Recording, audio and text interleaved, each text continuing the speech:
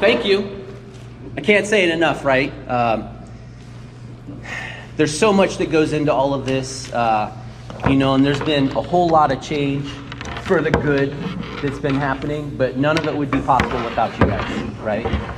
I could ask people to do things, but it doesn't necessarily mean they're going to. You guys, you volunteer, you take time out of your lives, away from your families, to be out there. Some of you, without even having a kid on the team, right? I don't want to pick on anybody, but Spencer, right? Spencer Davis. He last year he's like, "Hey Rudy, I just want to help out." He gave me a little bit of his background. I'm like, dude, yeah, why not? And I'll tell you, I've reffed a couple of his matches, and I think I told you this. I've reffed a couple of his matches, and man, what a blessing. You go to those matches, the parents are just so involved and encouraging, and he's Joe Cool over there on the sideline, not a joystick coach as sometimes people can be, right? And he lets the boys play, and he lets them learn, and he lets them make mistakes, and he's been so helpful with. We had the Boys and Girls Clinic a couple weeks ago. He was there. We had the evals yesterday at Agility. He was there. So thank you guys. Thank you, Spencer. But thank all of you for taking time to come out here and just invest in these kids, right? Because without you guys, we couldn't do this, right? A couple admin items we need to cover. Messenger, Team Snap. If you guys don't have the Team Snap app installed on your phone, do so ASAP. Once we close registration and start formulating rosters, that will be where your roster will sit. That will be where you will enter your schedule for your families. That will be our primary means of communication in season. We will go away from standardized direct emails, Got Sport, which doesn't work half the time anyway. And everything's through Team Snap. It's a lot more reliable. It's dependable. So please install that app as soon as you can. And then Got Sport. We'll talk about this a little later in the presentation. But with Got Sport, you have to have an account to be coaching here, right? Because what are the 3 things you absolutely have to coach? Background check, right? Super important. If you have that, we'll let you start the process and interact with the kids. But I won't let you on the pitch or at the facility coaching those kids if you don't have your background check done. Understand? Heads up concussion protocol, you have to have that done, and you have to have your safe sport training done. Each of those modules can take anywhere, depending on how fast you click through them. No, don't do that. Could take about roughly 2 hours, right? But they're crucial. What's that, Matthew? You're shaking your head. Much longer. They don't let you just click through it. Well, yeah, okay. They make you watch videos, right? I've done them, right? Okay, so maybe 2 hours each. Is that fair? Okay. And here's the weird thing. So Indiana Soccer and the training you do through them, I've discovered, so I just completed my USSF badge. Training modules are vastly different. So like, you would think the black badge and the full side accreditation would be, there were a lot longer classrooms, but anyway, I'm rambling. So, follow us on social media, right? Twitter, Facebook, Team Snap, Zoom. At the end, we will have bi-weekly coaches meetings. We're trying to formulate a coaching committee, right? So that we have one another to rely on, depend on. That other app with the whistle, Dallas, right? You turned us on to that last season because you were, yeah, it's a lifesaver, right? We'll talk a little bit about that later too, but it's the primary thing for social media would be Facebook. As soon as something closes or something, it'll be posted immediately. So that's where you find that source. Yeah. So Facebook's the most important one, right? Key dates. 15th, registration and the uniform shop will close. The 18th, so next Saturday is our work day. And I'll put it out. We have a QR code printed out for you guys to scan. If you or your spouse or your boyfriend, girlfriend, or your kids, you want to come out, spend a couple hours helping us get the fields ready. When you registered, you saw that volunteer fee, right? We'll credit that back to you. And we'll give you pizza. Oh yeah, and Domino's is catering that day, so we'll feed you guys too. Just real quick, if you registered a kid and you got the Got Sport email and it came with a link to the uniform shop, that link is not working. It's something wrong with Got Sport. Direct people to go to the website and click on the website to get to the uniforms, because that is working. But the one with the link from Got Sport is not working right now. First week of game, or first week of practices is April 10th, right after Easter Sunday, right after everybody gets back from spring break. So April 15th and 16th, that weekend will be the first weekend of games. That's Rec and Rec Plus. The following week, the 17th to the 21st, is Team Picture Week. Typically, your pictures will be scheduled the day of your team practice, roughly about the same time as your practice. So if you have a 5:30 time block, 10th Street will try to schedule you between 5:30 and 6:30, so you can still do part of your practice and then have your team photos. Rec tourney, a little different this season because we're really crunched for time, and IP took the first week of June for the Rec Plus tourney. So the 25th through the 27th. So that's a Thursday evening, a Friday evening, and all day Saturday. And we did that because we didn't want to keep people around, not let people go to the race that maybe wanted to, and that's the holiday weekend. So we're giving you the Sunday and the Monday off, and we're going to have batches Thursday night, Friday night, and then all day Saturday. The U6s and 8s, remember, they don't have a tournament, but we still like to give them that tournament experience. So they all will have one match that day, but the U10s and 12s will have a tournament that's rounds 1 on Thursday, rounds 2 on Friday, semis on Saturday morning, and then all of the championships will be Saturday afternoon, early evening, and then we'll take a break for the rest of the weekend so you guys can enjoy that holiday. And then the following weekend is the Rec Plus tournament.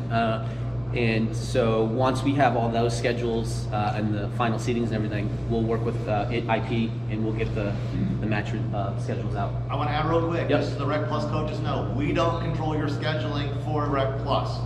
We control the Rec. So the Rec schedule will come out way quicker and easier than the Rec Plus. We're waiting on, Indy Premier to tell us what they want to do. Okay. Now, if you coach multiple teams, right, and one happens to be a Rec and one's a Rec Plus, what we'll do is wait for them to come out with their schedule, and if there are any overlaps, I'll try to accommodate so that you can be at your son or daughter's U8 game that morning and move it so then you can be at your older son or daughter's midday or afternoon Rec Plus game, right? We'll work with you. So I say this every time we meet, right? What is your why? So up on the screen there is the club's mission statement. What is your why? Why are you guys out here, right? And I know, it's because Rudy asked me, right? But why are you out here? Think about that over the course of the presentation while we're talking.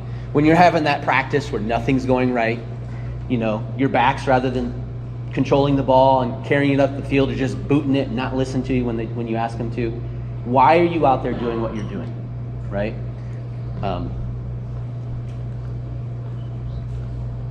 Your why. So in addition to our mission statement, last year we as a board developed our 5 core values. Community, integrity, leadership, respect, and service.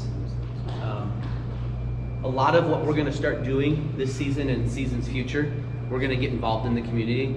It's super important, not just for us. It makes us feel good to give, right? But there's a lot of people around Noblesville, even though we live in this amazing bubble, that need help, right? And so we're going to be there to support those people. Integrity, that's probably the one I hold in the most high regards, right? Doing the right thing, even if you know the outcome isn't going to be what you want it to be, right? There's been a couple times I've told my daughter, she's a keeper, if it crosses the line and you know it crosses the line, but you're hiding it. Now, Coach Eric won't like this, but if you know it crosses, be honest about it, right? It's a goal. In the end, your integrity is more important, okay? Leadership, respect, and service. These things are all on our website. You can view our mission statement and everything, and we will have signage for them out there. But these are things that, frankly, every once in a while, just, hey, Johnny, what are one of NUSC's core values, right? Try to get them to understand what it is we're trying to instill in them, more than just technical and tactical soccer stuff, but life stuff that really impacts them. Coaching duties. So let's get into a couple things that we're asking of you guys. Obviously, right? Coach. But more specifically, last year we rolled out and we started talking about we're implementing U.S. grassroots soccer programs here. So I want you guys to coach with the grassroots player development philosophy in mind. Well, what is that? Right? Children learn and develop to their full potential through game-like experiences in an enjoyable environment that supports individual growth. Right? Think about the things that really stuck for you guys. You know, it's because you were engaged, you were doing activities, not lots of long lines or whatever, and it was fun, right? So try to make things fun and engaging. Take time to plan out your practices, please. We're gonna help you guys with that. I know last year we rolled out the coaching binders, and I did see some people use them or downloading the PDFs offline. But we want you guys, and we're gonna actually work on curriculum, intra-club, but also Indiana Soccer has offered to help us develop a curriculum specific for Noblesville United. Because when you guys move on or your kids move up, whether that's still in Rec Plus or that's travel, they need to know, you know, more than just, oh, kick the ball with my laces, kick the ball with my instep, field the ball with my instep. You know, those things are good, but they need to know some of the more advanced stuff, right? Communication, pressure, cover, balance, right? And so we want to start talking, take that next step being a coach, start to understand more about what the game is supposed to be like, right? I'll add to that real quick. Yes. There are some we have a YouTube channel. There are videos in there that cover things like pressure, cover, balance, and why you want to push your backs in the field and not let them sit way deep. Trying to get that strategy side of it. There are videos on our YouTube, there's Noblesville United. Check them out, there'll be more. They're all very technical. They're not, here's some player talking to me at school. It's literally me moving, you know, X's and O's on a sheet for you to look at. But it helps you, but it's a good place to start. I try to keep it 4 or 5 minutes tops on the topic so you can get into the topic and out of it. And there's tons of activities in there already. If you're not sure what to do, there's activities there to explain. Yeah, and so rec coaches, these are things that we as Rec Plus at the Academy Trading, we hit on all those key concepts to make sure that the fundamentals are ingrained, and that's what the Rec Plus kids are doing, because that's so important. Mirror that in your rec practices. Use what we're already putting together for you and just keep building on it. Coaching duties, communicate. This is huge, right? So last season, after the last 2 seasons, we took parent polls, right? One of their biggest, I'll just be honest, complaints, if you will, was the lack of communication from coaches, right? It'd be match day. Hey, what color jersey are we wearing today? Wouldn't hear anything. We won't be there today. Just wanted to let you know. And then the coach would reach out. Hey, where were you guys at? Well, did you check your Messenger and TeamSnap? Right? So over communicate. Be super proactive. Once you have your rosters, which will be by and large most of your team will from the fall, right? As soon as you get that information, look and see if there's any new players there. Introduce those new families and say, hey, I'm Coach Says. It's really great. We love having you on what team are you this year, Rick? I can't remember. Princesses, unicorns? Fairies, right? U6, we keep it really fun. It's superheroes and storybook time. Be super proactive, because what I love hearing is the positive. Rudy, Yale was amazing. He connected with my son like no other coach has connected. He made it fun. He wants to play again, right? That's the stuff I want to hear about. So over-communicate, over-communicate, over-communicate. Never feel like you're talking too much. I promise you, parents want more and not less. In this instance, less is not more. Have fun, right? Number one thing is try to make your practices fun. Keep them engaged. Always have a good attitude. Leave work at work. Leave home at home. When you come to the soccer fields, try to put everything you have, all of your focus and energy on these kids, right? For a lot of these kids, dang it. Hold on, where's my tissue? You know, we have so many kids whose parents reach out to me. Rudy, you won't believe the impact Coach so-and-so. I got 2 meals just this weekend. You won't believe the impact so-and-so is having on my daughter. She wanted to quit last year, and like she's blossomed and things have just come alive for her. She's involved in social, like she's being social with her friends, her teammates, they've just welcomed her. That's huge for these kids, right? Sometimes the best part of their day or their week is their soccer practice with their friends or their soccer matches with their friends and teammates. So make it fun, please. Rudy? Yes. Can I add on to that? Yeah, absolutely, Matthew. Spence and I took a day last year. Was it Memorial Day or what day was it? It was one of the holidays, and we took that Monday night and went to Labor Day. It was that Monday we got our teams together, even though we're opposing teams, and we had a correct practice, and all we did was play games. That was it for an hour and a half, was play soccer games. Even that that, like taking a day, if you have capacity to do that, is either pair up with another coach or a couple coaches and just have a rec day where they can just pull off steam and have fun. Because during practice, and especially like the U12, all of a sudden they're playing, see a hot air balloon, and it's like, oh, it's bird, or mom, but that helped out a ton. Oh, absolutely. I love it, right? If you have the means, you don't have to do this. But if you have the means, I know the coach last year, he was like, hey, Rudy, is it okay if I, with the parents' permission, have a pizza party at Pizza Hut with all my kids? Absolutely, right? Me and Nick and Eric, we get our teams together all the time. Our girls have had pizza parties, they've hung out, they're friends here at school anyway. And, right, so it's like, do that stuff. And I know, and Coach Beth, prefer Coach Beth? Yeah, whatever, right? You know, one of the things that I really appreciated when I started engaging with her about coming to Noblesville this season was how much fun her and her girls have together and how they just love how much they hang out together outside of soccer. I love that. I want these kids to do that. I don't want soccer to be the only place they hang out, right? Try to develop really lifelong lasting friendships, right? Super important. Can I Okay. add one thing real quick? Absolutely. So you guys are on opposing teams, right? And you got to know each other. Get to know people, right? Rudy and I coached against each other for years. Now, and when our three came together, we joined forces at the U14 level. 12. U12, that's right, U12 level. So you'll never know. You'll get to know people, and it's a great experience. Like a lot of people we hang out in life are from Noblesville United at this point with our kids, and so just get to know people around you and have fun. And this is not performance soccer. We're not here to cutthroat win, right? We are here to help these players develop as people in our community, etc. All of our values, and including having fun out here. So during the week, when you guys have practices, and a lot of times you find that there's another team that has the same practice same night, up or down age-wise, right? So when Kelly and I coached together, what we used to do is take our girls to one of our friends, and they were older girls, and we had them the last 20 minutes of every practice play against ours were U10s. We made them play against the U12s. Yeah, on a U12 field, the bigger field. If you've got a group of boys that's practicing on the same time and a group of girls, whether they're the same age or not, if you take the last 20 minutes, cram them together and let them go after. They'll have fun, they'll enjoy it, and they'll start to build that little rivalry where each week they're going to look and think, well, this time we're going to beat that boys team, or this time the boys are going to be like, man, we're not getting smoked by the girls this week. And just have them play out. Jorge and I did that this last spring with a U12 boys team. We would have our girls team and the boys team get together. They love it, and that way they also start to get those friendships that are a little bit older or a little bit younger, and it kind of spreads the family out, and everyone starts to realize how much fun they can have just even as a big group. So don't hesitate to go over to the other coach and say, hey, last 20 minutes, let's scrap it up a little bit and see what happens.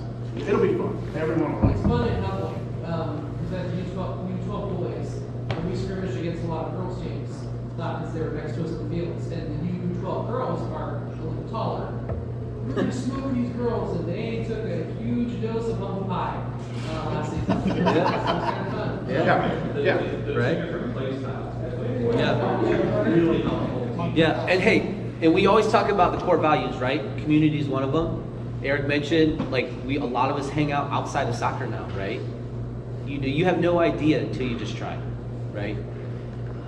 So some of the unwritten rules, soccer etiquette, because I know a lot of us really didn't grow up playing soccer, and we are in fact volunteers without that background. So I thought this would be something that would be good for us to cover this season. So no run up the score, right? Some of these teams, we have some amazing talent in this club, we really do. And sometimes, just by happenstance, it's not that we don't try, teams get unbalanced and you just get a ton of talent you just get lucky, right? So, respect your opponent, respect the game. Don't run the score up. If I see like really lopsided scores, well, I'm gonna change it to a +4 goal differential, okay? So I want you guys, and we'll talk about this too, we respect your opponent, challenge them in other ways, right? If you know that it's super easy because you've got this killer player in the 11 or a striker, and put them back on defense, right? Don't keep scoring. Challenge your team. Hey, before you can score again, connect 10 passes. Like if it's that easy. 5 passes. Play the ball all the way to the back line, switch the field, build up, play it back, switch the field again. Challenge them that way.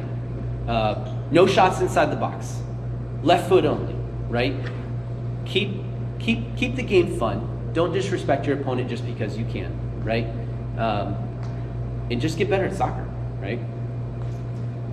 Look sharp. So I say this as, well, actually I did tuck my shirt in. Just tuck your shirt in. I know we're rec and we like to have fun, but I like coming out here and like people to have self-respect and look sharp. I even told one of my players today, I showed up and her shirt was hanging down to her knees. I go, hey, so happy to see you. Kick some butt today. Tuck your shirt in. She's like, oh, dang, coach. Right? So just look good. Everybody plays half the match, right?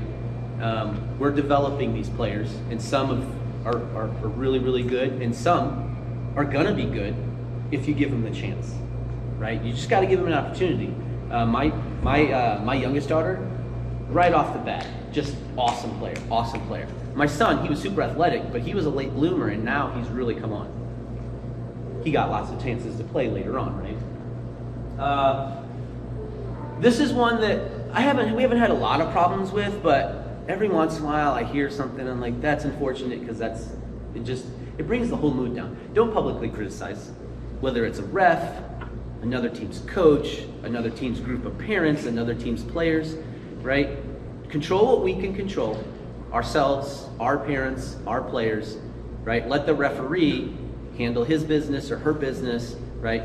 But try to keep things positive, right? Because if you don't, this parent or somebody says it, and then the next thing you know, this parent's saying it, and the next thing you know, this parent's saying it, and the next thing you know, the other team's parents are saying it, and you can't even leave the facility without people barking at each other, and then what just went from a really fun, super competitive game, you go home feeling like crap, right? Control what we can control. Players take their keys on sportsmanship and the unwritten rules from the behavior of their coaches. Coaches must practice good sportsmanship and always abide by the unwritten rules. Further, coaches must not allow poor sportsmanship to go uncorrected. So if you see somebody use a word you know they shouldn't use, sit them down, right? It's about life lessons. Soccer, great. Life lessons first, right? Rec and Rec Plus. So rec coaches, this is something I want an added responsibility I'd like to place on your shoulders. I know you don't like losing your best player, right? But if you can easily identify someone that you know would benefit from being in Rec Plus as opposed to Rec, they can stay on your roster for the rest of the season. We're not going to just take those kids. But if there's someone that would do them better by giving them added competition, right? Because ultimately, what's the goal, right? Some of these kids travel club ball. They want to make the high school team, right? Coach Eric and I found out today our best midfielder. She's moving on to travel. I love this young lady, right? But Coached her, she was 6 years old. Coached her since she was 6 years old. She turned 13 today. She has aspirations to make the high school team. She's a good player. She's going to have to get after it, right? But you get after it, girl. You got this, right? So if you identify players on your roster that are exceptional, top 10% of their peers, make sure their parents are aware and start inquiring about the possibility of Rec Plus even that following season, right? Because we're trying to get these kids ready for the next step, right? And I'll say this. If a parent doesn't want to move their player up to Rec Plus, don't force them. Yeah, you don't have to. We're not forcing them either, right? But we do want to identify that unless they're not aware of it or they're a little scared. I can tell you my older daughter, she was always scared like she didn't gonna fit in or enroll at the Rec Plus level, and so she never did it until she had to. And it came to a point where she was just too dominant in that level, and it was good we needed to get out of that level. But she was too scared, and I wasn't going to force a player who did not want to change to force her up a level in the process. So don't force players to make a move, but present it to the parent. But ultimately, it's a choice between the family. Yeah, because I'll say this. We're growing, right? Tons of momentum. Hopefully you guys have been feeling the last year the change, right? Lots of good things, right? And so lots of new families, and they just don't know that we have the differing offers, right? They think, oh, they just come and they sign their kid up for Rec, and we have the two different links. Oh, my kid, oh, there's Rec Plus. So we're working on it, educating these families too, right? Yes, we do have a Rec Plus option, and yes, I do believe so-and-so should be trying out for Rec Plus, right? We have evals before the fall seasons in the summer. And then we just had our supplemental evaluations yesterday for this upcoming spring season. Had a great turnout at Sogility, one of our new corporate partners. The day went fantastic, let me tell you.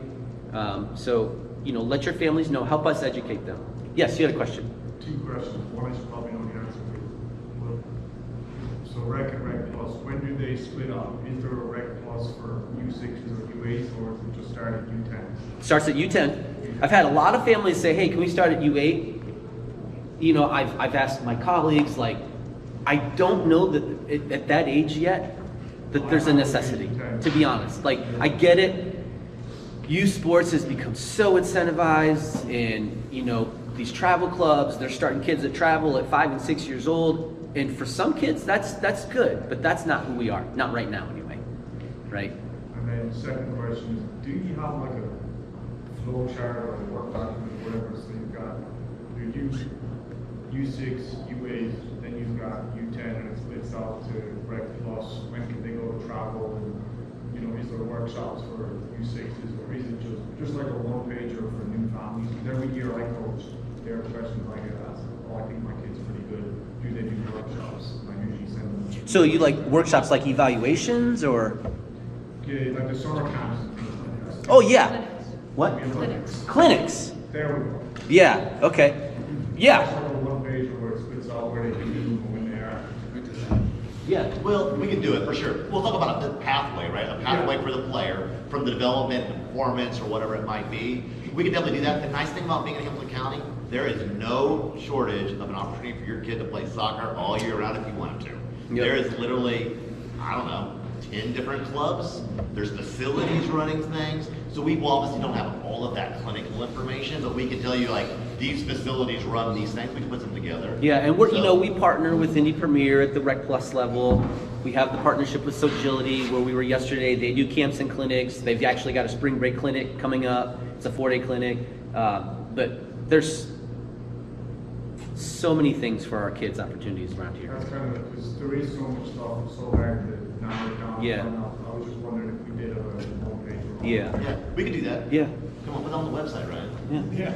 The other thing is that we've got an upcoming events page on the website, and I know a lot of people use it. We list all the clinics that we're aware of on there. And when we host a clinic, it will be on there, and you'll have the dates and times and a link to register and that stuff. We're still sorting out a few that we're going to try this summer. I think Rudy will probably get into it here shortly. Yeah. But we're gonna host 2 or 3 this summer at our facility. But then IP's constantly got them going on, and when we know about them and when they've informed us about them, we try to get a link up on that upcoming events page. So you can always go there and look to see if there's one coming up that your kid might want to be involved in or something like that. So that's always a good resource to check as well. Yep. Yeah, good question. Okay, so coaching scenario 1, just trying to keep you guys engaged, okay? You've got a rematch against a team that beat you last time. It felt like every call went against you, and your team's parents started getting after the referee AR. What do you do? Coaches. Your parents first. What? Talk to your parents if you're trying to practice before the game. And then maybe go talk to the ref before the game and just say, listen, last game I think there was some unfair calls. Can you explain each call to the kids? That way there's no animosity and everyone starts what it calls. I think even communicating at that practice before the game, when all the parents are there, huddling up and having that conversation too, kind of piggyback off of it. Yeah, absolutely. You guys both hit it right on the head. You make sure you are the ones having those conversations with the referees, right? Because everybody knows you start barking at him, what's the last thing the referee wants to do now? Give you a call. Okay. They're supposed to be fair, and they do really try, right? But I know when I ref, I just blur it out. I don't listen, right? And then if there's instances that I do have to listen because of, slur word or something, then I will have those conversations. But you're exactly right. I love having those conversations as a referee with the coach. They're the only one I want to hear from, right? Know that I'm approachable, right? And as a coach, you want to know you're approachable. So absolutely. Can I add to that real quick? Absolutely. Just to make sure that you're aware, we do schedule referees, and many of our referees are our players at the older divisions. We do ask you to understand that they're new. We do provide training. They get some very minimal training from the state of Indiana if they're the youngest. It's very minimal. We did try to supplement that this year. I think we had 29 people take advantage of that, but we'll have way more than 29 people refereeing out there. So one of the things we did talk about, is, for example, is they should come to you as a coach if they've listened to our training and they feel comfortable and ask you, is there anything I need to know about the situation before the game starts? So we're trying to train on both sides. We're trying to develop coaches, players, and referees. It's a mixed bag, but we're doing our best to try to make it a great experience for everybody involved. But please be patient. We'll talk about more as we go. We just want to mention that real quick. Yeah, you know, there's a lot of like weird rules that Indiana soccer, that they're always changing year after year. But for you U10 coaches particularly, because a lot of the referees, especially when we go to IP, their refs just never seem to be updated on those rules. So I always try to make sure that the referees in-house are constantly aware of what changes are being made, addendums that are being made to the laws of the game. At U10 last year, ISL changed the goal kick rule, right? So if you're a U10 coach, just know, even if the referee doesn't, your goalkeeper can take a goal kick from anywhere inside the penalty box. It used to be from the goal box, right?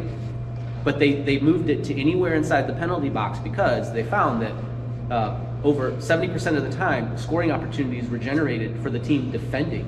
Because these kids that are 9, 10 years old, they can't clear the ball from the goal line out much past the penalty box. So they gave them the whole penalty box, and then they ingrained what's the dotted line or the line we have that's midway between the goal line and the halfway mark?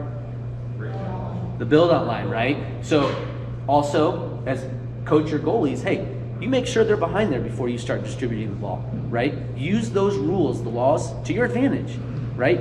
That's how your goalkeeper will start to, all right, I got this, right? Always talk to the ref before your game. Yeah. Have those conversations up front. Yeah. Make sure you're all on the same page before you start. Yeah. Otherwise, then everyone gets frustrated and nothing happens. That's a good point, Dallas. We've actually instructed the refs to try to pull both coaches aside and say, hey guys, this is kind of where I'm at today. Like, I'm not going to push offsides that much. I get it that they're learning. And some of the kids and some of the refs are going to be more of like I'm going to play a little harder offsides, but I'm going to rub and racing a little bit. I'll let them bump a little bit. But we're trying to get all the refs to kind of pull the coaches in together right at the beginning and say, hey, there's something I need to know. You got a hurt player. Do we have enough? Do we need to have a water break halfway through? Do we need to have these things? And as long as all of the people that are in charge are communicating well enough, I think everything's going to go real smooth for the kids. And that was actually my next point, Dallas, right? Introduce and speak with the refs in the hours before the game. Now, if they're listening to what we've been coaching them, they should be doing that too, right? Pre-game check-in and all that stuff. But yeah, get clarity on the rules. You know, my daughter, she loves when coaches approach her. She loves to call games super tight, right? If she sees an arm like this, she's like, beep, other way. She loves taking charge of her matches. She doesn't let it get too rough. She likes to control it right off the jump. And every ref is different, right? Especially at the small side. They're all still relatively young, have a lot of development to do, a lot of learning to do about the game. So you want to get to know your ref before your match so you have an idea of how you can tactically coach your kids. Have a quick handshake discussion with the other team's coach, right? Get to know each other. When we played, our 14 girls played one another the day. Before the match started, I went over, gave him a big hug, smacked him on the butt, and then he said for the next 40 minutes, I hate your guts, which I don't think he did. I don't think he meant it, but and it was great. We battled. We ended in a 4-4 draw. It was a fantastic match. It was just awesome. Core values, this all goes back to leadership, right? Be a leader. Pre-game best practices, right? So talking a little bit about the referee program, because we were just talking about referees. So I don't know if you guys know, but a year ago this spring, our referee assigner just up and quit on us. Was it 2 weeks before the tournament? It was right at the end of May. Right at the end of our regular season, pre-tournament, our referee just up and quit. Our ref assigner quit. Wouldn't assign refs to our facility, so we were scrambling, right? We had to make this work for the kids. And some of you know what I'm talking about because it was like, what's going on? And if you guys didn't know, there's already a massive referee shortage. Not just in Indiana, but just national. I don't even know what the most recent stats are, but it's crazy. So we decided, you know what, this could be a negative, but that's not the kind of people we are. We turned it into a huge positive. We decided, you know what, we're going to start training as many referees as we can in-house.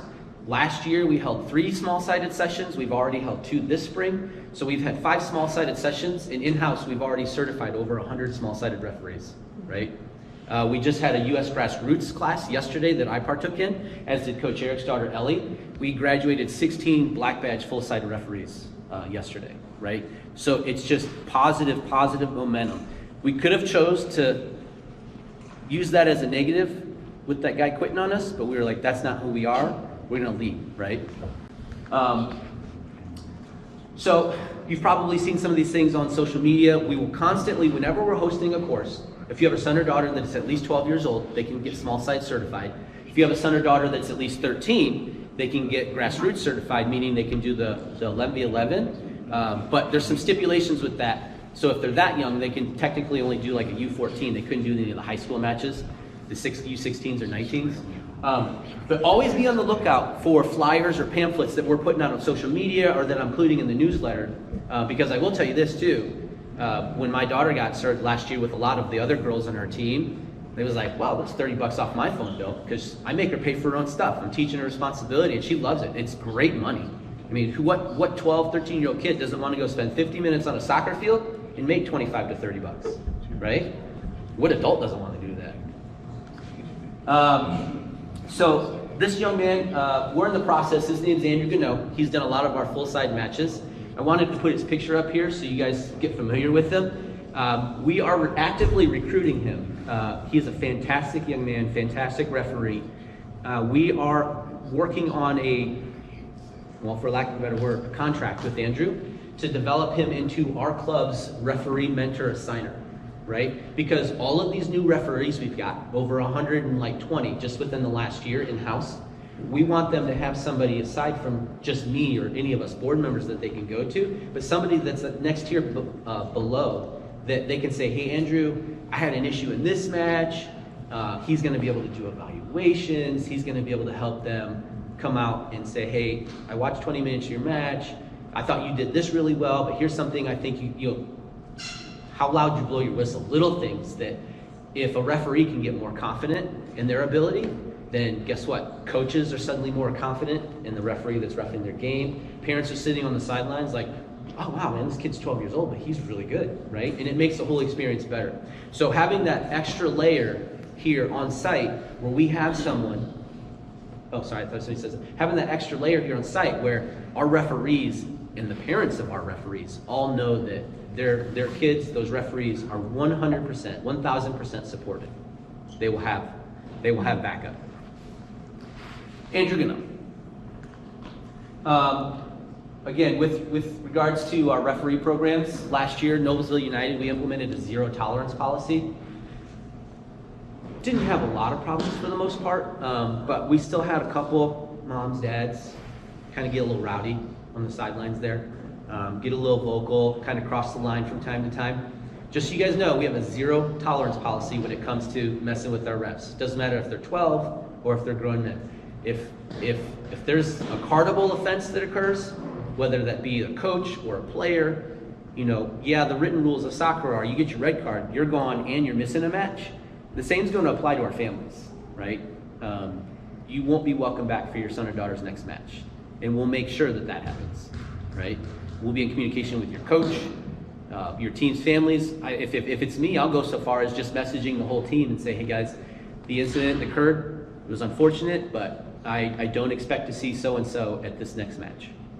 Okay, and if I do, then we'll just suspend them another match, right?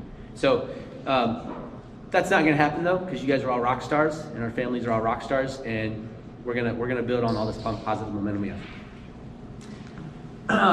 Should something happen though, there is a post-game report in addition to the one Indiana Soccer provides and USSF provides. We have one in-house, so that if something happens, that referee can walk right up to the window and say, hey, I need a post-game report. I've got to file a concern I had with coach, parent, or whoever it might be. So there's going to be plenty of support for these young referees from top down, okay? Post-game report works for coaches too. Absolutely. And post-game reports work for parents. Okay, so it's available to everybody. And one of the key things it does, it says, what would you like to have happen as a result of that? It may be unreasonable, you say something we're not gonna ever do, but you can tell us.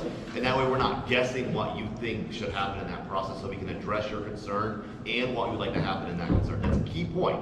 You're part of it. Like, I hate to use the word police, but we're gonna kind of police each other, and it's worked well. Yeah. Yeah. Yeah, I'll just get on phone calls with both coaches and say, guys, what happened? And I've done that, you know? And those coaches weren't talking for a week, and then suddenly we get on a call, we clear the air, everything's good, right? Doesn't mean they have to like each other, but at least they're respecting one another now. 15 minutes. Yep, I'm on it, dude. We scheduled extra time, we knew we were gonna go over. Yep. 30-minute window in between meetings, buddy. Planned ahead this year. So we talked about all the things, but there's coaching resources too. Things we want to make sure you guys are aware are available to you, especially a lot of you new coaches to Noblesville. We have a coach's closet. The code, if you have a good memory, great. If not, write this down or plug in your phone. It's got a keypad entry. The coaching code is 5325. Okay, that coaching closet is located in the same master building as the concession stand. Everything you will need as a coach is in there. Bags full of balls and cones. They're clearly marked, size 5 bags, size 4 bags, size 3 for the balls, right? There are pug goals, there's large goals, there's cones, there's pennies. Anything you might need is in there. And I've had coaches say, hey, Rudy, I would really like if this was in there. Well, if it's in my budget, I'll go buy it. And as a matter of fact, there's 4 futsal balls in there. And we've been taking our girls to one of the intermediate school gyms the last couple of weeks, and we've been playing futsal inside. So if you need it, let me know, and I'll work on getting it. We've done our best to keep that place organized, so when you guys get done at the end of the day and you're putting it back, please try to put it back where you got it. And don't take it and keep it. We do need to share it. Yeah. So Yeah. we Put had it a back. problem with someone walking away with my 60 pennies I needed for Rec Plus training, and it took me, I had to scramble through everyone's bags and steal them all so I could run Rec Plus trainings one night. And pennies are expensive. Yeah, so don't take my pennies. There's a Like- big bag of pennies are not for you. Your pennies are inside of your soccer bags that you're taking. Yeah, I was gonna add to that too. If you take something and put it back right after practice, because I've been there for, Yeah. I'm about to get something where I'm the only team on the field for training, and I go in there and it's almost completely empty. And then I go back the next week and it's completely stocked again. So Yeah. if you're done with it, don't take it off, put it right back in the closet, things for the coaches. So if you go to our website at the top, there's a little link that says resources. We built an entire page for you coaches. It's got 12-week session planning for all of the age groups, 6s all the way through high school. Hundreds and hundreds of drills that you guys can run. There's video links. With spring break coming up, I found a couple links online that are really cool. They're 1-week spring break training videos for your kids that they can just put on their iPad and train right in front of their iPad while you're at the beach. Okay? There's all kinds of cool stuff on this coaching resources page. Check it out. Subtime app. So this is a totally free app. I highly recommend you at least check it out. This app is so cool because what it allows you to do, especially if you're a single coach, it allows you to pre-build your batch rosters. You can build in subtimes. So if you have your cell phone right here, it'll alert you, oh, Oakley's coming in at the 6-minute mark. It'll beep, beep, beep. Oh, Oakley needs a sub in. You take her little player circle, you move her onto the pitch, you move whoever she's coming on for off, and it tracks everything. What's the name of that rating? It's called Subtime. Creates rosters, you can track player time, you can track scores, post-match summary analytics, so it'll tell you your average player's play time. You can print it all out and send it to your families, and it's all free. Highly recommend using it. Very helpful. It's super cool, and it's shared, right? So here's today's match results. Oakley had 30 minutes played, 2 assists and a goal. Great job, Oakley. We're gonna have bi-weekly Zoom meetings. After today's meeting, I will send every coach an email. So check your spam, check your baloney folder, check your junk folder, check all of the folders. Because I Email find 5 years ago that you don't use anymore. I've talked to so many of you guys, and you'd be like, oh, there you are. You're in my social folder.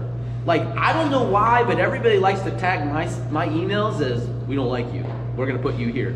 So look in all your folders, okay?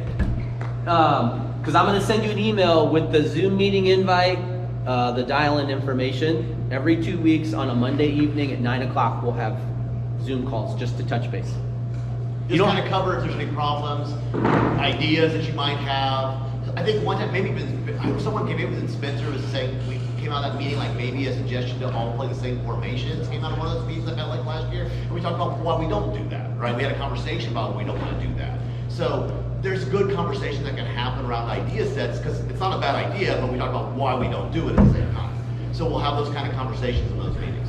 Well, yeah. Okay, so we talked about the resources. Now this is where we're going to start getting into some good stuff. Just so you guys know, we're committed to you, right? I talked about this last year for years and years and years, and I get it, and I'm not harping on some of the things that the club didn't do right. But here's what we're going to do. We want to start investing in you guys. More than just your, hey, yeah, we'll be whatever, right? So we're going to invest. Hey, Ryan's leaving to go coach. Bye, Ryan. Love you, dude. Yeah, that's not for you, Ryan, it's for other people. Thank you, everybody, for. So we've developed what we're calling, quite simply, the coach incentivization plan. There's 5 tiers. You get your background check, your safe sport and heads up done. I'm going to credit $25 back to you off your child's registration fee. Tier 1. Tier 2, participate in an evaluation, camp, clinic, or extracurricular event. $25 back to you off your child's registration fee. If you get a grassroots license, a 4v4, a 7v7, a 9v9, or an 11v11, we're going to pay the $25 that it's going to take you to take that 2-hour module, and we're going to give you $25 back off your kids' registration fees. Okay, so we're already at $100 if you achieve tier 3. Okay, tier 4, grassroots D license. Now, that's when you really want to commit, because that's the last license before you essentially become a professional coach. Coach Eric just completed it. How many hours did you It's put? like 75 hours. Right. Every Monday night between November and February 25th, and they had to do 6 hours. It's a lot. Yeah. It's a commitment, right? But you learn a ton. All right. if you have aspirations and your son or daughter has aspirations to keep going and keep going, you do that. You can keep going with them. Yeah, because if your kid Right. goes high enough in soccer, you have to have a D license to even be on the field as an assistant coach. So if you have a kid who wants to play at the highest levels, and you're starting here with like a 6-year-old right now, eventually you have to have a D license to be out there. The thing I want to mention is that if you do it in Indiana, it's still $25. If you go other places, it's like $500 plus all your travel. Yeah. So do them when they're we in want you Indiana. to be in Indiana. We're not paying you to travel to Wisconsin to take this. Don't ask me to do that. $500. Well, we'll give you a benefit if you do it in state where it's cheaper. But it packs out. It's 25 people only every year. It's it. So you have to get in as quick as possible if you want to do that. And if you want to do the D license, you have to do at least your 11v11 and one of your trainings, your grassroots, face-to-face. And that's going to be, so it's more work. You have to do additional work. You have to go to the field for 3 hours. You have to do coursework. You have to be in class. So you have to spend 6 hours of work at those instead of 2 if you want to eventually go get your D. So just understand, there's a pathway there. We can explain it. But if that's something you want to do, just don't understand you can do a bunch of online modules, you're done. You have to do different things to get your D license. Natalie, I see you're interested, right? I'm not interested. And then the last thing is academy Stay trainings. away from that. Well, no, it's good. So if it's here like a teacher, because my background's in education, it gets into like educational psychology of the player development super deep. Like it's interesting. Like it's not just like soccer stuff. It's how do you make a player grow holistically, right? It's a lot of it's about the player versus the academy. Just FYI. So don't be scared of it. It's doable. And then the last thing mostly applies obviously to Rec Plus coaches, because there's an additional practice every week, the academy trainings. You attend 80% of those, $25 more, right? Because you're expected to participate and help. Yeah, you gotta Red help. Plus training You're not is there to for your watch player, it. It's for you to help with your coaching as well. So we're trying to help both the coach and the player in those sessions each week. So if you do everything on here as a rec coach, you're gonna get $125 back to the price of your child's registration. And if that runs over because you only have 2 kids and use U8 and it's only $85 each, we'll just deduct from both of those registrations, right? And then Rec Plus, it's a little bit extra. Now, for those of you that are coaching out of the kindness of your heart, i.e. Spencer, we talked about this yesterday, you don't have kids yet, for us to give that back to you. So we're gonna invest in you by just giving you some really cool swag, which we're gonna show you guys in a bit, okay? Coaching investments, this talks more about the grassroots framework and everything that comes with it. All of these links are on our website in that resources section. All of the links to these courses are on our website in that resources section. Just check them out. You never realize, what you don't know or what you don't realize you want to know. This actually is just a snippet of the 4v4 model, and I highlighted in yellow. So if we have any U6 or 8 coaches in here right now, something that I'm going to ask you guys to do, this is just totally random, but I thought this will work. And maybe even we were brainstorming and talking about this. I think we were.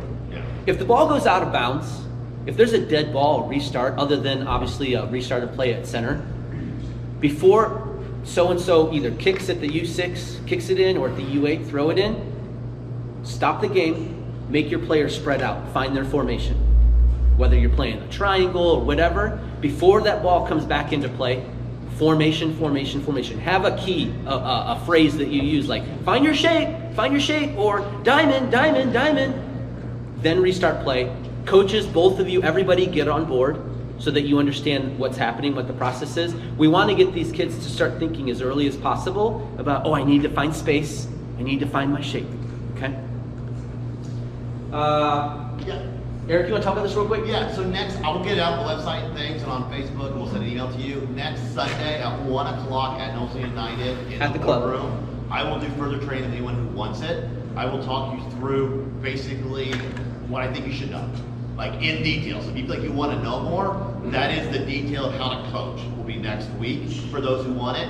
We'll try to record it. For those who can't make it, get it on YouTube. You can watch it later. But we'll go through what you should expect at Noblesville United. Key concepts, right? Yeah, all that stuff you need to know. Yeah, and we'll be at the field. We got room for probably 30 to 40 in the room. We probably only have 40 here. It'll be tight, but I think it'll be easier to be in that space together real quick. We'll go for probably an hour to hour and a half, and then I gotta absolutely get out of there because we have to go coach a soccer game. Yep. So, Indiana Soccer is also offered. They said, hey, you guys are the prime case study for us to develop,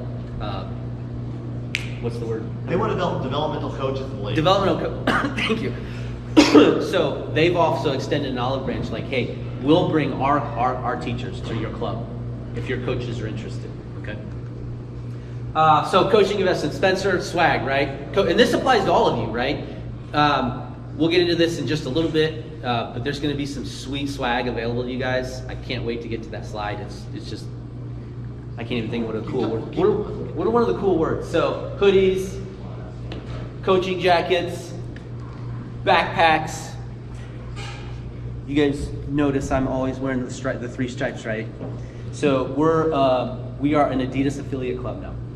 Okay, so get used to seeing the 3 stripes. Yes, right? Get used to seeing the 3 stripes. If you're a Nike person or a Puma person, God bless you. But we're an Adidas team. Okay? Okay? Coaching scenario 2.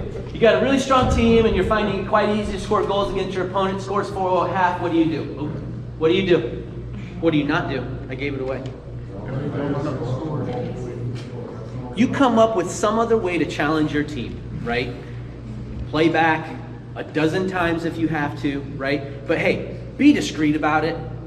Don't be like, we just passed it 30 times and you guys didn't even touch it. Don't do that. That's not cool. That's awesome if you can do that, but let your actions speak for themselves. You know, I don't want to see you guys with like, you know, any of that stuff, right? Challenge your players with other scenarios. Like build up, pass the ball a whole bunch of times, but don't run the score up because you're only making yourself look bad. Coaches or parents are like, that coach doesn't get it, right? So hey, we'll tell you right now, we walk around and we're not there to judge anybody, and we don't step in and tell you, hey, you're doing something wrong during a game ever, right? We don't, when we're in our facility, it's just walking around. For a referee situation, it's different. But what we're gonna say to you, when we're walking around looking, what we're looking for, which teams are spread out, which teams are connecting passes, which coaches are communicating good ideas, right? That's what we're looking for. We're not looking at your score. Yep. Score doesn't tell us anything. If an exceptional player potentially can dribble everybody's score. We don't care. Yep. We already can see the field if a player is exceptional. It's nothing about your coaching. Yep. Right? The coaching comes from what's everyone else doing when they don't have the ball. See what I'm saying? No, That's where 97% of the time soccer's play without the ball at your foot, and that's what you're coaching. What are you doing without the ball on your foot, along with what you do what you do? And obviously there's caveats with 6 and 8 because we don't even keep score at those age levels. Well, the kids do, right? They know every time they score, right? And so use your best judgment. Like even at 6 and 8s, if it's like suddenly 11 or 12-0, because that can happen, because you get one player out there and control the whole field, just put that person in goalie if they're U8 or put that person on defense and say, your job the rest of the match is to clear the ball back up the other side of the field, right? Do what you can for those age groups as best you can to try to alleviate some of that. Because do you like being on the other side of that? And if you were that coach, would you want them to do that to you? Right? No. Okay, now the fun stuff, and then we'll wrap up after this. So community service, we have formed an alliance, if you will, a partnership with feedingteam.org here in Noblesville. I have some of their stuff here. I've met with a couple of the ladies there that operate that facility. This spring, we're going to be having a canned food drive. Our goal is 1,000 goods as a club. We will incentivize this. Whatever team brings in the most goods, we're committed to doing something fun. Now that's going to be different for every group because yes, sixes would love a pizza party, but the high school kids, they don't want a pizza party with Coach Rudy. Okay, so we'll adapt it to whatever suits that age group best. But we value our community, and people are going to start realizing that. Oh, Noblesville United, you guys partnered with Feeding Team? You know how many people? You guys know how expensive food is right now, right? How many people in this community we could help out, right? I was one of the beneficiaries of that growing up. Single mom, 4 boys. If we didn't have our church, some of our friends, I mean, I drank powdered milk for the first 10 years of my life, right? So short. Right? That's why I'm so short. Right? People, so it's up to people like us who by and large have the means, right? Let's take care of our community. Take care of each other. So we'll have, there's a milk crate over there, but as soon as the season starts, talk to your families, let them know what's going on.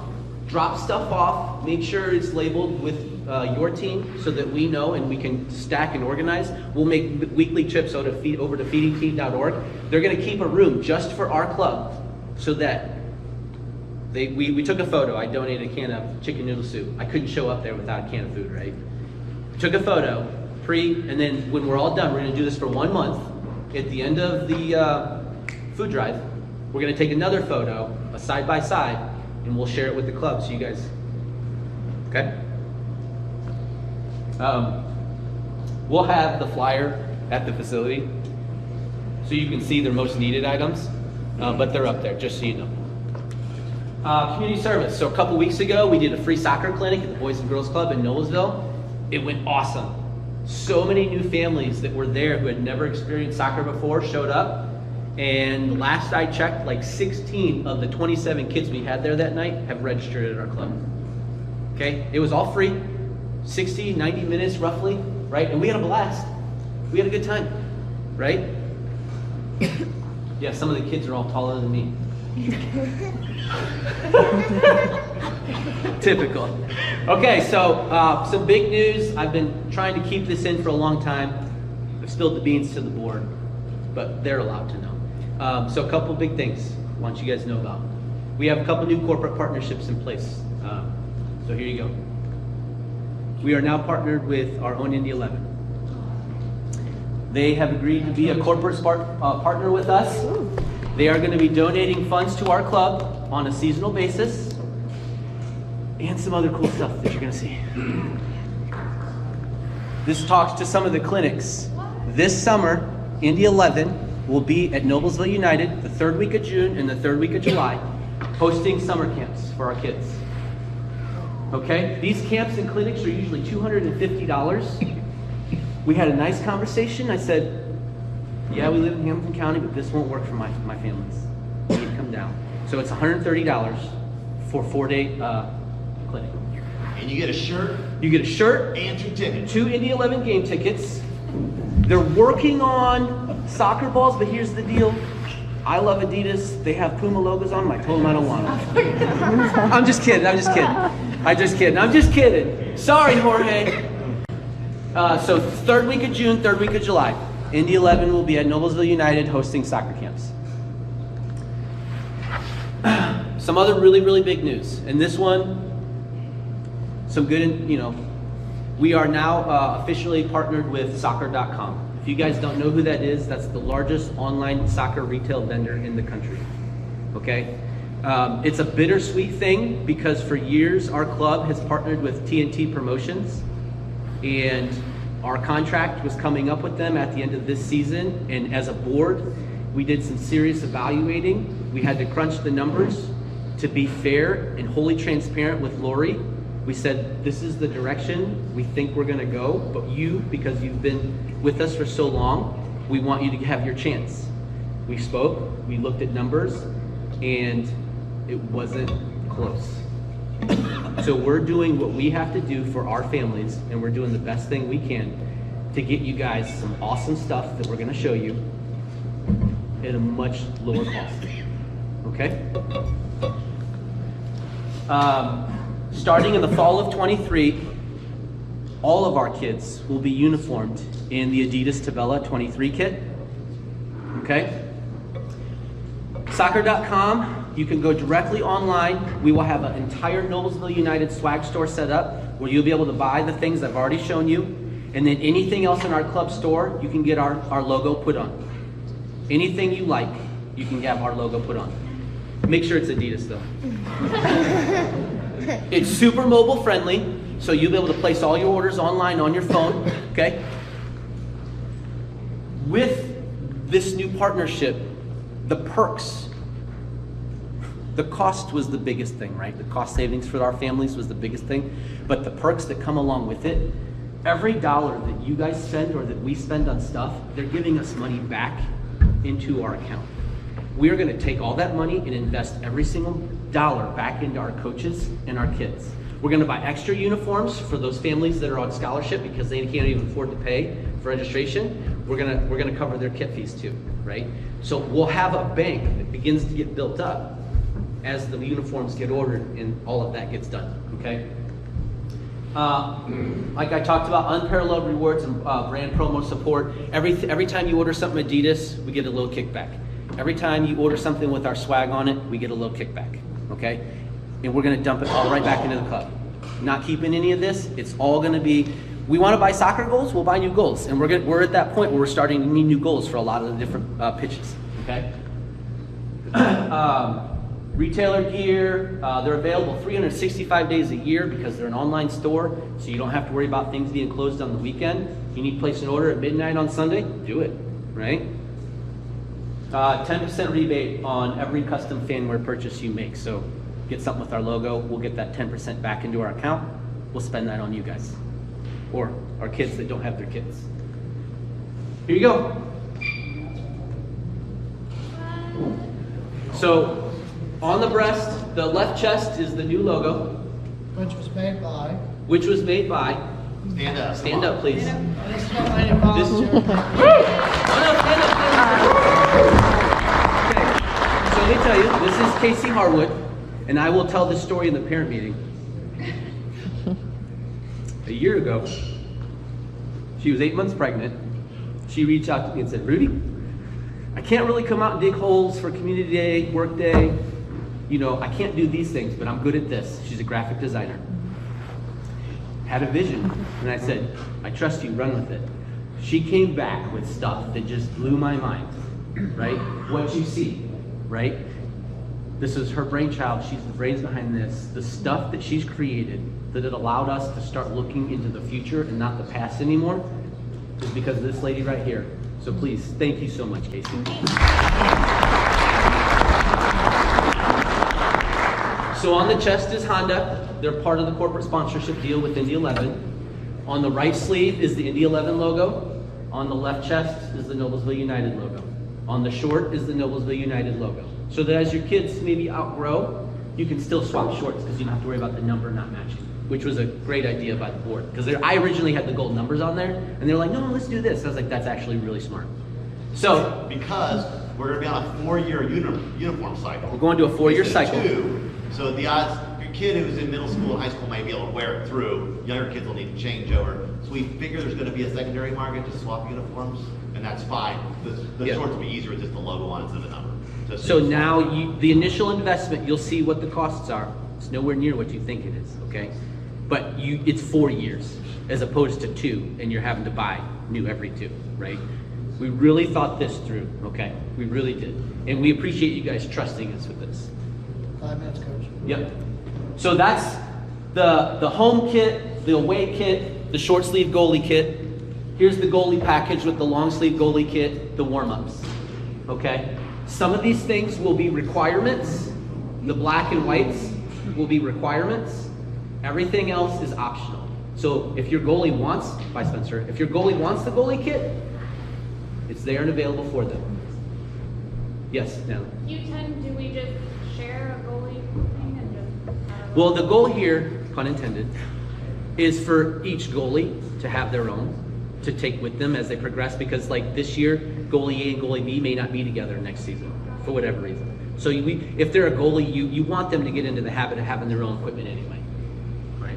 Is the uniforms for U6s All the way through. No more black t-shirt, yellow t-shirt, white t-shirt, and then you buy a new one if your kid ages up from 8 to 10. These are going to be the club kits starting U6 all the way through high school as of next season, as of the fall. Levi? Starting in the fall, not right. The fall. Yep. This uniform cycle, this spring, is the last season of our current contract with our vendor. Once it expires, we will be on board fully with soccer.com and these kits. So the fall is when these will be worn, but we'll talk about this. You will have to start ordering these during the spring season and in the summer because you want them prior to the fall season, right? This talks about the earned value, all the different things that we get, the kickbacks we get. Right now, we've been averaging the last couple of seasons like roughly 900 kits, plus whoever comes over from Tipton and Sheridan, right? So if on this first cycle, if we average 900 kids and they're all buying the minimum kits, we're talking something around $8,000 of kickbacks that are going to go into our soccer.com club account that we'll use to invest in our coaches and the families that can't otherwise afford it. Which that would be like 2 new goals, would be 20. Which would be 2 new goals or 4 kits for, goals yeah. U8s. So why new kits? Cost was the number one thing. We're saving money, okay? The existing vendor costs for comparable offering 2 shirts, 1 short, 1 sock was like $20 more. Service and technology, the vendor obviously unrivaled, the things that you have access to that you'll constantly be able to get. The rewards, the rebates, membership programs, and other perks will all have access to are vast and unmatched. And as we progress into this partnership, you guys will realize all the things available to you. Even families, coaches, you get a full year subscription to Mojo Soccer app, which is like an app that you put on your phone and you can like build out a week's lesson plan, right? Okay, Coach Q&A. We'll take a few minutes to take questions. Yeah, Matthew. So also, I know when you back to the shop at soccer.com, is there going to be a potential for parents to get a shirt maybe with their team name, for instance, in Guardians, Revolution, Noblesville logo with just their team name on it? They will, so the uniform shop will have everything that soccer.com carries in the Adidas brand. You can put into your cart and have our brand put on it, right? I don't know about the team name specific stuff because with each logo or whatnot that comes on, there's an additional cost associated to that. But there's all kinds of different styles of dry fit shirts, sweaters, hoodies, zip up jackets, pants, everything that you'll have access to. What you put on it is then up to you. Yeah. So just to make clear, the soccer.com stuff is available now, and then the new kits are. It'll be available roughly end of March, early April.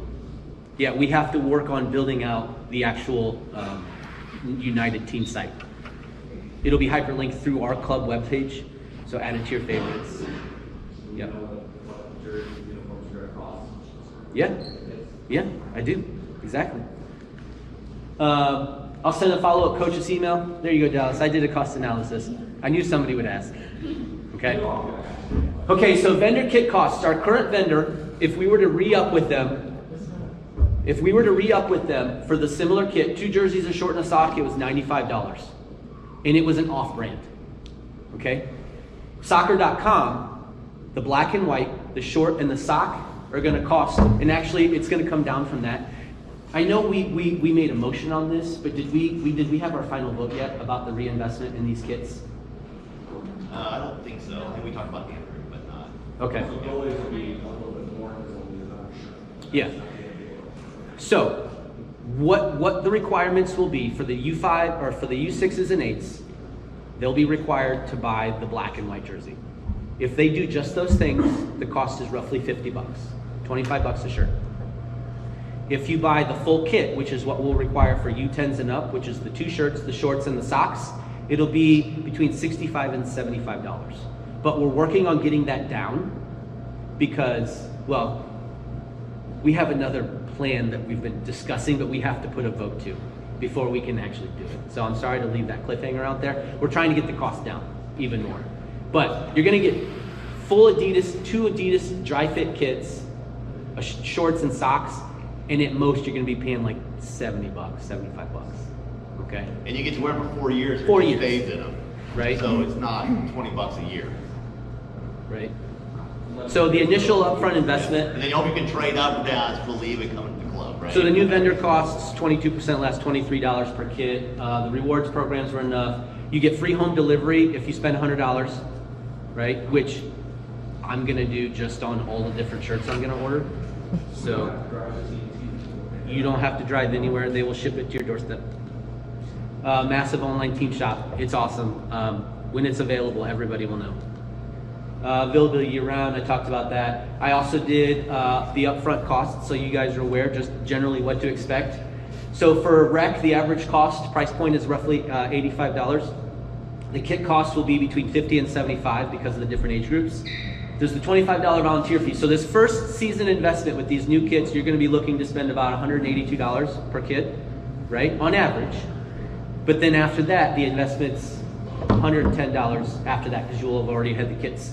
For Rec Plus, there's the price point, and then for high school, those are the price points because we have all the different age groups.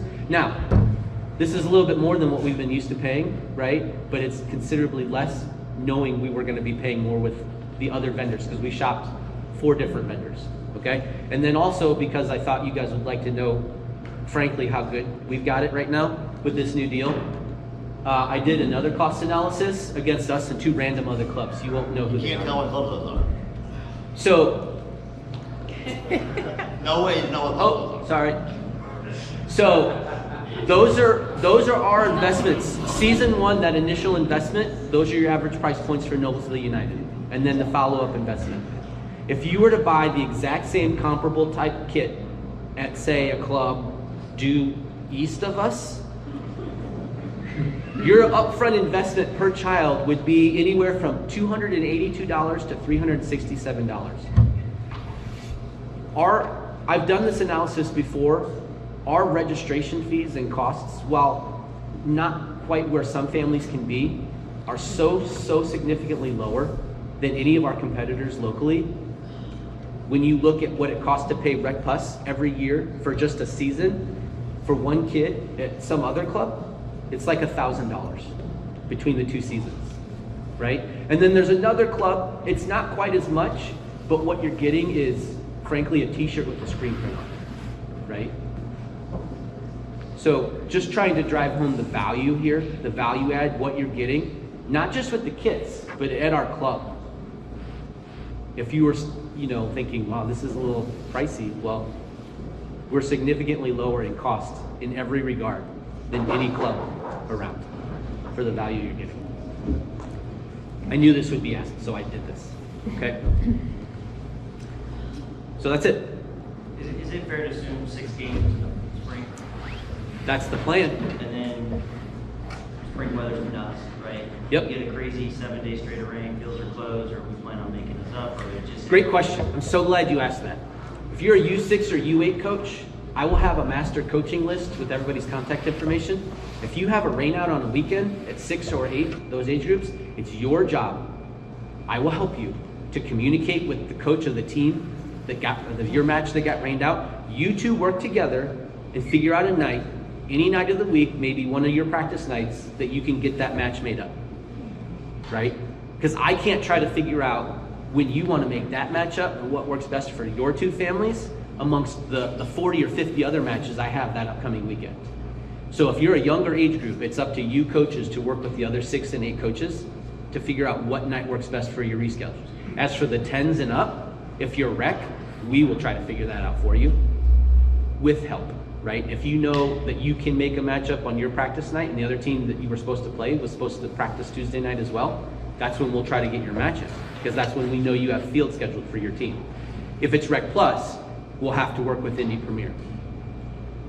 Good question. Yes?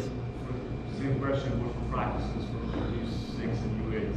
We can just reach out to someone like Catherine with the names and we know, see when the fields are booked. We get right now on Tuesday, we can do a follow on Thursday. So from the fall, I have a master practice schedule that shows what team is where at what time block on what field. Those should by and large be the same from the fall to the spring. But if there are coaches that need to make change requests, we'll update that, and you guys will have access to the master practice sheet as well. Yep. And nobody has a right to a whole field, so if you or someone has a whole field, someone shows up the other half of your field, give it to them. Okay? Give it to them. We've had the luxury of having a whole field, but At times. at but- times. Yeah. But if you can space a field in half so that the other team can play too, do it. Yes.